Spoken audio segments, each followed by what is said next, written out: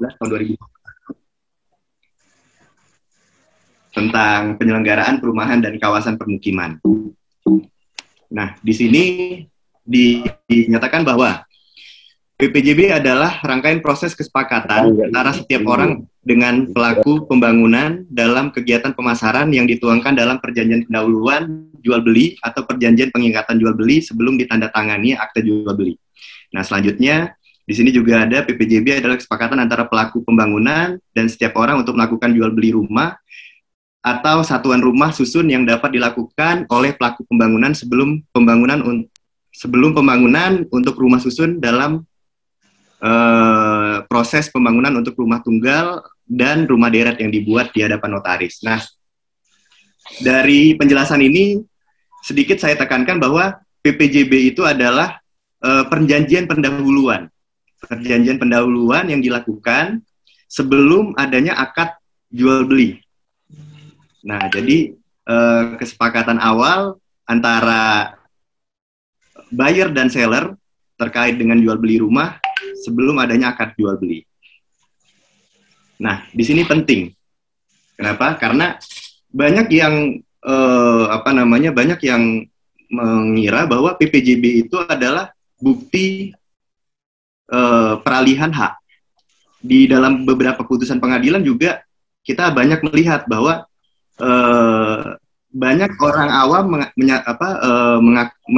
menganggap bahwa PPJB itu adalah bukti peralihan atas tanah yang telah dia lakukan. Nah, padahal tidak. Karena apa? Karena tanah atau bangunan atau properti itu adalah benda tidak bergerak. Di mana benda tidak bergerak di dalam Burgerlijk Book atau KUH Perdata itu levering yang dilakukan adalah diakui setelah adanya pengumuman akta, gitu kan?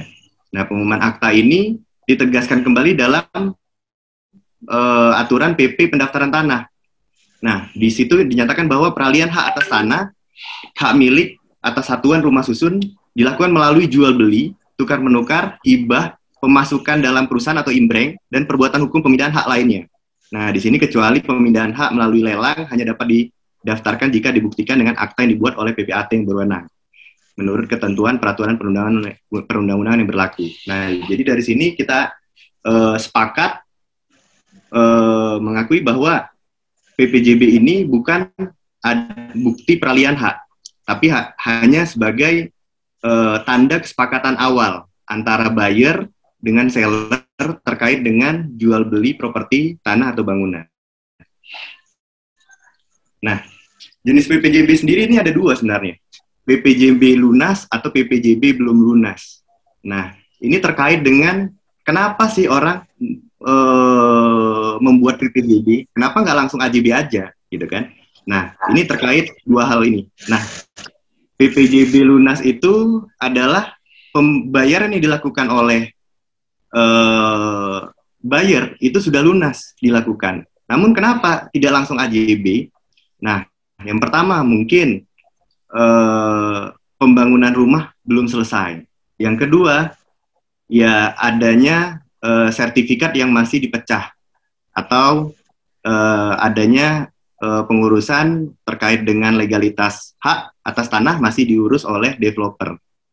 Nah, ada kemungkinan lain lagi, mungkin masih dalam jaminan bank. Nah, kemungkinan itulah yang menyebabkan bahwa kita sudah melakukan pembayaran. Bukti pembayaran itu untuk mengikatkan kita apa? Adalah PPJB. PPJB yang dibayarkan secara lunas. Nah, bagaimana dengan PPJB belum dibayar lunas? Nah, terkadang juga PPJB ini digunakan ketika adanya penjualan properti dengan cara angsuran atau menyicil. Nah, dengan adanya angsuran atau menyicil, makanya di situ akan ada PPJB. PPJB itu gunanya untuk apa? Untuk mengikatkan antara developer dengan pembeli, antara buyer dengan seller, terkait dengan harga, terkait dengan luas tanah, terkait dengan hak-hak yang ada di dalamnya, fasilitas, utilitas, sarana prasarana. Nah, disinilah yang mereka menentukan untuk membuat PPJB sebagai kesepakatan di awal sebelum adanya akad AJB. Gitu. Nah, tadi saya mengatakan bahwa PPJB itu bukan sebagai bukti peralihan hak, karena benda tidak bergerak, properti, tanah, dan bangunan itu diakui setelah adanya akad jual beli atau adanya akta yang dikeluarkan oleh notaris, gitu kan? Nah, tapi di sini dari Mahkamah Agung mengeluarkan pernyataan bahwa peralihan hak atas tanah berdasarkan PPJB secara hukum terjadi jika pembeli telah membayar lunas harga tanah serta telah menguasai objek jual beli dan dilakukan dengan itikat baik. Nah, kenapa Mahkamah Agung mengeluarkan ini? Karena pada prakteknya banyak sengketa terjadi. Misalnya, PPJB sudah dibuat, sudah dibayar lunas, dilakukan PPJB karena rumah itu atau properti itu masih sedang dalam tahap pembangunan, dan setelah tahap pembangunan sudah selesai, nah developernya menghilang, mungkin terlilit hutang atau ya mungkin ada itikat buruk juga, gitu kan? Nah, di sini Mahkamah Agung memberikan penekanan kepada para pihak yang berperkara bahwa PPJB itu adalah bukti peralihan hak atas tanah ketika memang sudah dibayar lunas dan dari buyer sudah menguasai objek tanah dengan itikat baik tentunya. Nah, tapi upaya ini harus ditempuh melalui proses pengadilan. Tidak semerta-merta ketika kita ajukan PPJB, kita ke BPN, kita bisa menerbitkan sertifikat tanah. Tidak. Jadi, upaya ini harus ditempuh melalui lembaga pengadilan. Nah, kenapa developer membuat PPJB? Gitu kan? Nah, ini kan menjadi pertanyaan. Nah, di dalam PP 12 tahun 2021 itu dinyatakan bahwa developer itu tidak boleh menarik dana dari buyer lebih dari 8% sebelum adanya PPJB. Nah, biasanya tanda jadi kalau misalnya kita beli apartemen tuh, kan sering tuh, DP dulu nih bagi tanda jadi, walaupun dari program pemerintah sekarang mungkin ada atau enggak ya, mungkin yang tahu nih dari timnya Bu Ros nih, ya kan, terkait dengan realisasi DP 0%. Nah, tapi pada umumnya developer itu menarik dana gunanya untuk apa? Gunanya untuk membantu pembiayaan terkait dengan proses pembangunan dari rumah itu sendiri atau properti itu sendiri gitu. Nah, maka itu dibuatnya PPJB untuk bisa menarik dana secara lunas 100%. Karena sebelum adanya PPJB itu tidak boleh developer menarik dana lebih dari 80%. Nah, syaratnya apa PPJB? Nah, ada lagi syaratnya, itu adalah status kepemilikannya tanah udah jelas, hal yang diperjanjikan terkait dengan kondisi, sarana, prasarana, dan lain-lain itu sudah jelas, ketersediaan prasarananya sudah ada, keterbangunan itu paling sedikit 20%, baru sudah boleh tanda tangan PPJB. Gitu. Nah, di sini juga jelas sanksi yang tegas kepada developer yang menarik dana lebih dari 80% sebelum PPJB. Nah, itu ada sanksi berupa teguran tertulis sampai dengan adanya denda administratif. Itu nilainya dari mulai 100 juta sampai 1 miliar yang dikenakan kepada developer yang tidak memenuhi ketentuan ini. Nah, ini juga penting nih bagi Bapak Ibu sekalian yang ingin atau akan menandatangani PPJB. Banyak yang mengira ini urusan orang hukum gitu kan. Nah, tapi kan bukan kita semua juga rumah ini kan melekat nih kepada kita semua, dan kita juga patut hati-hati terkait dengan penandatanganan atau apapun gitu yang mengakibatkan kita mempunyai hubungan hukum dengan orang lain. Karena dengan adanya hubungan hukum itu potensi adanya sengketa juga ada gitu kan.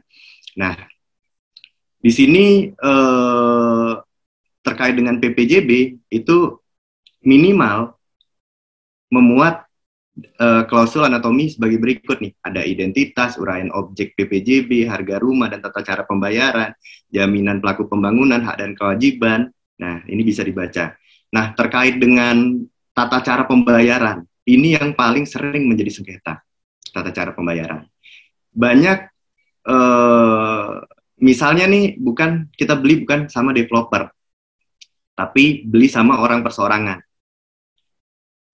Sertifikatnya itu sendiri belum sertifikat yang dikonversi di UUPA, artinya sertifikat hak milik, HGB dan segala macam itu belum dikonversikan, masih hak-hak barat, misalnya eigendom dan lain-lain. Nah, biasanya itu dilakukan melalui PPJB dulu, dengan termin pembayaran misalnya akan dibayar secara lunas pada saat sudah sertifikat misalnya. Nah, itu menjadi problematika karena sertifikatnya ini kapan? Sedangkan dia sudah melakukan pembayaran DP. Ya kan? Nah, dia sudah membayarkan pembayaran DP, tapi dengan itikat buruk, si seller ini melambat-lambatkan proses yang ada di BPN. Karena dia sendiri nggak melakukan proses-proses sebagaimana ditentukan. Nah, terkait dengan hal ini, pasal 1266 KUH Perdata menyatakan bahwa terkait pembatalan perjanjian itu harus dilakukan melalui pengadilan, gitu kan? Jadi nggak semerta-merta ketika di situ menyatakan bahwa ketika salah satuan prestasi misalnya tidak dinyatakan di dalam tidak dari pihak pembeli tidak mengurus sertifikat itu dalam waktu beberapa hari yang ditentukan, nah seller harus mengembalikan uang kepada buyer. Nah itu nggak semerta-merta dia bisa langsung mengembalikan itu, prosesnya harus ke pengadilan. Itu makanya itu harus dipertimbangkan terkait dengan tata cara pembayaran itu. Jadi lebih baik ketika kita sebagai posisi sebagai buyer, ya kan, ketika kita membeli tanah, patutnya kita memberikan kepastian hukum terkait sertifikat. Ketika ada sertifikat, kita baru bayar lunas. Jangan tanggung-tanggung, jangan DP dulu atau segala macam. PPJB aja nggak apa-apa, gitu kan? PPJB aja dulu dilaksanain, tapi pembayaran lunas itu ketika sudah ada sertifikat. Atau memang di situ ada jaminan, boleh. Misalnya, apa kepastian nama kita? Untuk buat ke BPN itu harus ada modalnya, kita nggak punya modal. Oke, kita kasih modal, kamu bisa kasih jaminan apa? Nah, makanya jaminan pelaku pembangunan nih, sama dengan jaminan dari pihak si seller tadi, gitu kan. Nah, itu penting, itu sering terjadi, dan banyak berulang-ulang terjadi, gitu kan. Nah, mungkin itu lebih jelasnya nanti kita terkait dengan di Q&A aja, gitu kan. Nah, pengalihan hak sama pembatalan dan berakhirnya PPJB. Di sini saya tegaskan melalui di sini saya tegaskan lebih jelas kan, pengalihan hak dan pembatalan berakhirnya PPJB. Karena ini penting juga. Nah, dalam praktik dilakukan membuat pengalihan hak PPJB itu bisa dilakukan, walaupun PPJB itu belum sebagai bukti peralihan hak. Bukti kepemilikan hak, bukan, gitu kan. Nah, tapi PPJB itu masih ada kemungkinan dialihkan. Dengan cara apa? Nah, dengan melakukan perjanjian pengalihan hak. Nah, perjanjian pengalihan hak ini dilakukan oleh dari pihak si pembeli, ya kan, dari si pembeli ke pihak ketiga. Nah, tapi biasanya di dalam pengalihan hak ini berdasarkan PPJB, di PPJB itu dinyatakan bahwa pengalihan ini harus disetujui oleh developer. Kenapa developer? Kemungkinan misalnya adanya AJB dilakukan. Jadi dari developer sudah tahu siapa yang berhak untuk menandatangani AJB nanti. Nah, terlebih-lebih ketika si dari pihak pembeli ini belum melunaskan pembayarannya atau PPJB belum lunas tadi. Nah, itu akan ada perjanjian baru, namanya perjanjian pengalian utang atau novasi. Nah, itu nanti akan dibuat antara si pembeli dengan pihak ketiga. Dengan adanya itu, si pembeli kewajibannya akan diserahkan kepada pihak ketiga. Nah, jadi seperti itu konsepnya ketika kita akan mau mengalihkan hak dari PPJB tadi. Nah, terkait dengan pembatalan nih. Pembatalan bisa terjadi itu dengan inisiatif dari developer atau buyer, atau bisa juga dari seller. Tapi ada konsekuensi yang berbeda nih. Misalnya dari buyer atau developer. Nah, itu diatur bahwa pembayaran yang telah diterima harus dikembalikan sepenuhnya, gitu kan, kepada seller. Nah, ini banyak terjadi nih pada saat COVID sekarang. Karena banyak buyer atau developer yang melakukan pembangunan mangkrak. Nah, mangkrak akhirnya apa? Pembayaran yang dibayarkan bahkan tidak dikembalikan kepada si seller, kepada si buyer.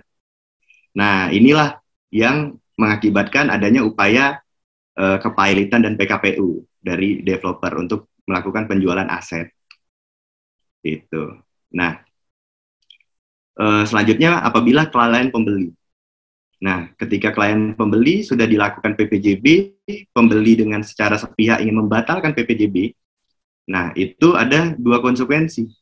Ketika pembeli sudah melakukan pembayaran 10%, maka dari seller itu berhak untuk tidak mengembalikan uang yang telah diterima dari pembeli tadi. Nah, yang kedua, ketika lebih dari 10% sudah diterima dari developer, nah, itu dari developer berhak memotong 10%.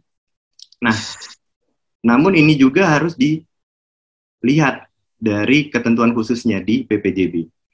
Karena biasanya terkait dengan pembatalan, misalnya harus disetujui kedua belah pihak. Atau pembatalan bisa dilakukan apabila salah satunya wan prestasi atau ingkar janji atau tidak melaksanakan perjanjian. Nah, di situ harus memang dilihat PPJB-nya itu seperti apa klausul yang diatur dalam PPJB-nya. Mungkin kita lanjutkan dari sesi tanya jawab karena dari kemarin banyak ya udah yang nanya di grup. Untuk lebih jelasnya kita langsung aja lewat Q&A. Dari siapa nih yang akan buka? Oke, kita kasih applause dulu ya.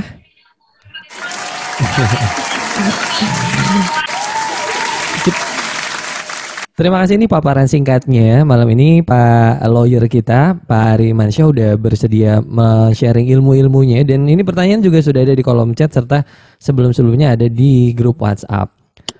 Biar adil ini pertanyaan yang kita jawab kayaknya yang emang datang aja.